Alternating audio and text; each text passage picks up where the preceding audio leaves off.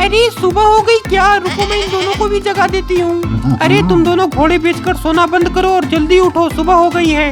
अरे चिंकी तू पागल हो गई है क्या? इतनी सुबह सुबह हम लोगों को उठा दिया। बोलो चिंकी, क्या काम है तुमको जो सुबह सुबह हम दोनों की नींद खराब कर दी?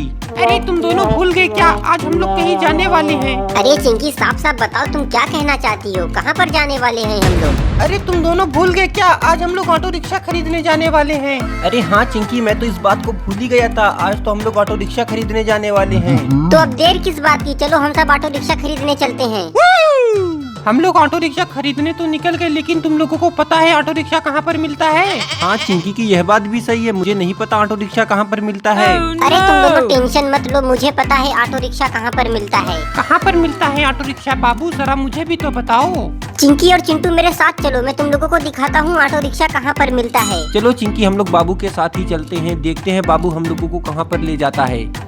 अरे बाबू तुम हम लोगों को यहाँ पर कहाँ लेकर चले आए? यहाँ पर ऑटो रिक्शा कैसे मिलेगा? चिंकी ये कबाड़ी वाले का घर है और ये कबाड़ी वाला सब कुछ बेचता है। बाबू ऐसी बात है तो जल्दी कबाड़ी वाले को बुलाओ, फिर हम लोग ऑटो रिक्शा खरीदते हैं। एक कबाड़ी वाले, सुन कबाड़ी वाले, जल्दी बाहर आ, देख हम लोग आए हैं। अरे मेरे घर के बाहर कौन आ गया जो इतनी जोर जोर से आवाज दे रहा है?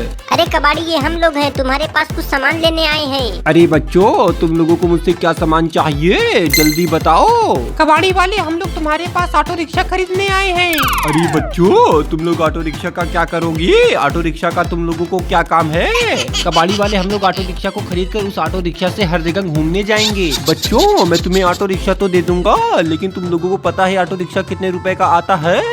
अरे कबाड़ी वाले जल्दी बता, ऑटो रिक्शा कितने रुपए का आता है? उतना रुपया हम लोग तेरे मुंह पे मारते हैं और यहाँ से ऑटो रिक्शा लेकर जाते हैं। बच्चों ऑटो रिक्शा 10,000 रुपए का आता है, क्या तुम लोगों के पास इतना पैसा है? अरे बाप रे बाप, ऑटो रिक्शा इतना महंगा आता है? हम लोगों के पास तो इतना पैसा ही नहीं है। बच्चों तब तुम लोग अपने साथ कितना पैसा लेकर आए हो? कबाड़ी वाले हम लोग अपने साथ बस 150 रुपया लेकर आए हैं। क्या तुम लोग बस अपने साथ 150 रुपया लेकर आए हो? अरे भिखारियों, इतने में तुम लोगों को ऑटो रिक्शा क्या उसका पहिया भी नहीं मिलेगा। अरे कबाड़ी ज्यादा बातें मत कर और जल्दी बता तू हमें 150 रुपए में क्या दे सकता है? बच्चों मैं 150 रुपए में बस तुम्हें एक ही चीज दे सकता हूँ। अच्छा कबाड़ी, तुम हमें 150 रुपए में क्या दे सकते हो? जल्दी से तुम हमें वो चीज दे दो। रुको बच्चों, मैं अभी वो चीज तुम्हें दे देता हूँ। अरे कबाड़ी, हम लोगों ने तुझसे ऑटो रिक्शा मांगा था, ये तूने क्या दे दिया? बच्चों 150 रुपए में यही मिल सकता है, अब तुम लोग इसे लेकर जाओ, मैं भी यहाँ से जाता हूँ। अरे बाबू जाने दो, अब हम लोग क्या कर सकते हैं? हम लोगों के पास ऑटो रिक्शा खरीदने का तो पैसा ही नहीं था, तो अब हम लोगों को इसी चीज से काम चलाना पड़ेगा। अब तुम सब ये सब बातें छोड़ो और जल्दी से इस रिक्शा को लेकर चलते हैं और हम सब खूब घूमते हैं। चिंकी और चिंटू तुम दोनों इस रिक्शा पर बैठ जाओ, मैं इस रिक्शा को चलाता हूँ। अरे वाह, इस रिक्शा में घूमने में तो बहुत ही ज्यादा मजा आ रहा है। आज मैं पूरा दिन इस रिक्शा में घूमूंगी। हाँ चिंकी तुम सही कह रही हो, इस रिक्शा में घूमने में तो बहुत ही ज्यादा मजा आ रहा है और साथ में हमें चारों तरफ की ठंडी ठंडी हवा भी लग रही है। तुम दोनों देखो, अभी मैं इस रिक्शा को और तेज चलाता हूँ, तब तुम लोगों को और ज्यादा मजा आएगा। हाँ बाबू, इस रिक्शा को और तेजी से चलाओ, एकदम हवा में उड़ा दो इस रिक्शा को। अरे वाह, आज तो इस रिक्शा में घूमने में बहुत ही ज्यादा मजा आ रहा है। उहू।